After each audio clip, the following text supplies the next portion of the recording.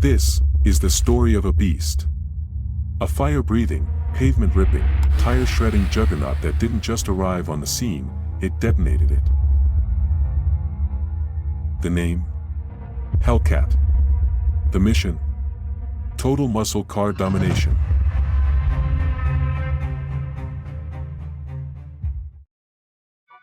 The Dodge Hellcat didn't ask for permission. It didn't whisper. It screamed. And the world listened. Let's rewind to the early 2010s. The muscle car scene was alive, but barely breathing fire.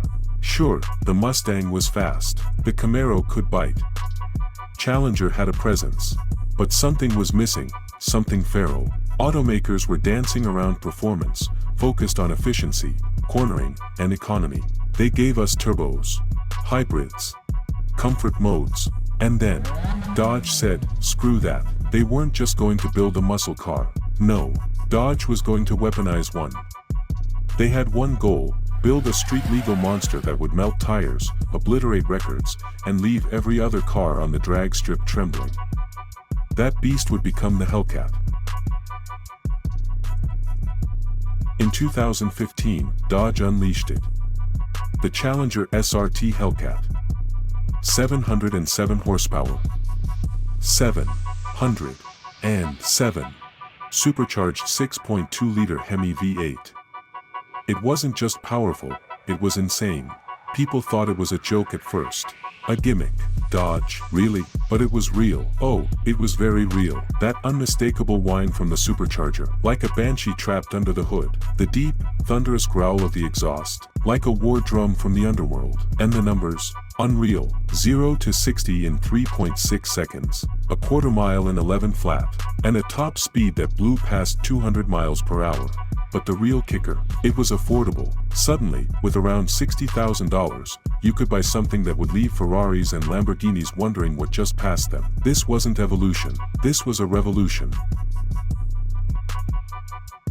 Instantly, the Hellcat became a legend. It didn't just carve a niche, it carved up the competition. Dealerships couldn't keep them on the lot. Forums exploded. YouTube lit up with burnouts, drags, and street races. Owners were posting 0 to 60 times with a grin. The internet flooded with footage of Hellcats roasting tires like marshmallows. It became more than a car, it became a movement. Why? Because it wasn't polished. It wasn't delicate. The Hellcat was raw. It wasn't about lap times or downforce. It was about chaos. And it gave the people exactly what they wanted.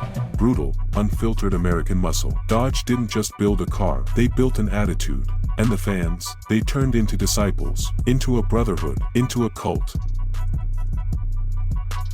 But Dodge wasn't done. The Hellcat wasn't a one-trick pony. It was a warhorse. First came the Charger Hellcat. Same 707 horses, but with 4 doors. Suddenly, you had a family sedan that could outrun a Corvette while carrying groceries and 3 kids in the back. Then came the special editions, Widebody, Red-Eye, Super Stock. Each one louder, meaner, and more ferocious than the last. The Red-Eye, that was 797 horsepower. The Super Stock, 807.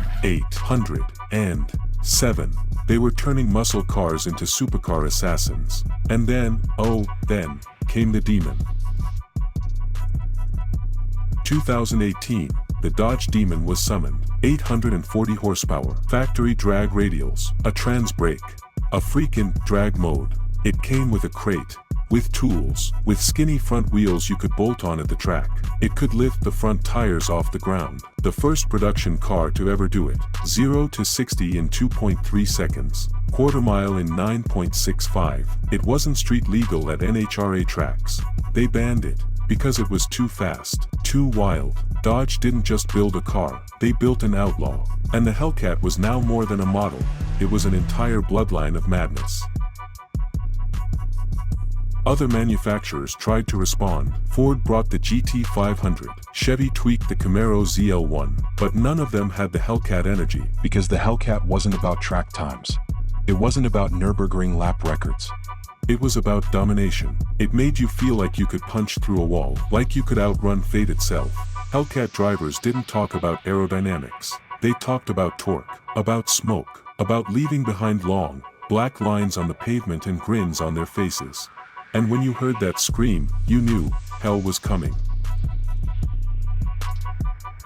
By the time the 2020s rolled in, the Hellcat wasn't just a muscle car, it was a cultural icon. It appeared in video games, movies, rap songs. Everyone wanted one. It became a symbol of freedom, of rebellion, of unapologetic horsepower in a world moving toward quiet EVs and government regulations. Dodge doubled down. Even the Durango got a Hellcat engine, a 3-row SUV with 710 horses. Madness. They crammed that V8 into everything they could. Why? Because they could. Dodge became the brand of the people who refused to be quiet, who refused to go gently into the electric night. The Hellcat was their war cry.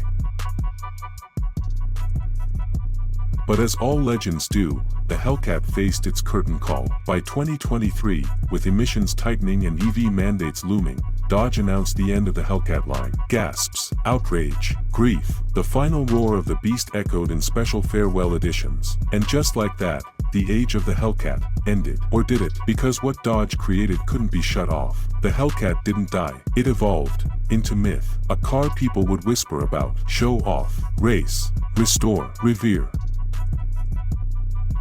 The Hellcat wasn't just fast. It was a symbol of an era where rules didn't matter, and all that counted was how hard you could hit the gas. It showed the world that a car could have a soul. Not quite electric whispering, but roaring, thunderclap, flame-spitting soul. It forced every brand to step up, to rethink what performance meant. It reminded us why we fell in love with cars in the first place. Not for fuel economy or touchscreens, but for the feeling, the rush, the chaos. The Hellcat wasn't just a chapter in muscle car history. It was the apex. Even today, the streets still feel the impact. Used Hellcats are skyrocketing in value. Collectors are hoarding them. Modders are building 1000 plus HP monsters. Every time a Hellcat fires up, it stirs something primal. And every time you hear that whine, that growl, that supercharged scream, you know, that's not just a car. That's a statement. That's Dodge saying, we did it our way. And no one will ever forget it.